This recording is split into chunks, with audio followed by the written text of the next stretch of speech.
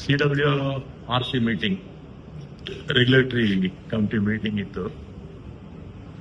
ಅವರು 3,500 ಕ್ಯೂಸೆಕ್ಸ್ ನೀರು 15 ದಿನಕ್ಕೆ ಬಿಡಿ ಅಂತ ಹೇಳಿದ್ದಾರೆ.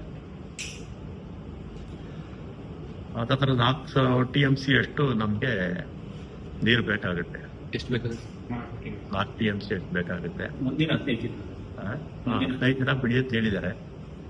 ನಾವು CWMAಗೆ ಅಪೀಲ್ ಹೋಗ್ಬೋದು, ಅದು ತೀರ್ಮಾನ ಮಾಡಬೇಕು. ಅಪೀಲ್ ಹೋಗ್ಬೇಕು ಬೇಡ ಅಂತ ಮುಖ್ಯಮಂತ್ರಿಗಳ ಹತ್ರ ಚರ್ಚೆ ಮಾಡಿ ತೀರ್ಮಾನ ತಗೊಳ್ಳಿ.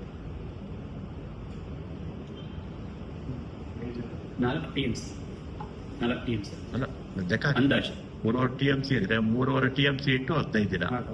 3,500 ಕ್ಯೂಸೆಕ್ಸ್ 3,500 ಕ್ಯೂಸೆಕ್ಸ್ 15 ದಿನ. 11,500 ಚಿಲ್ಲರೆ, 11,500 ಅನ್ಕೊಳ್ಳಿ. ಸ್ವಲ್ಪ ಒಂದು 4-5 ದಿವಸ ಹೆಚ್ಚು ಕಮ್ಮಿ.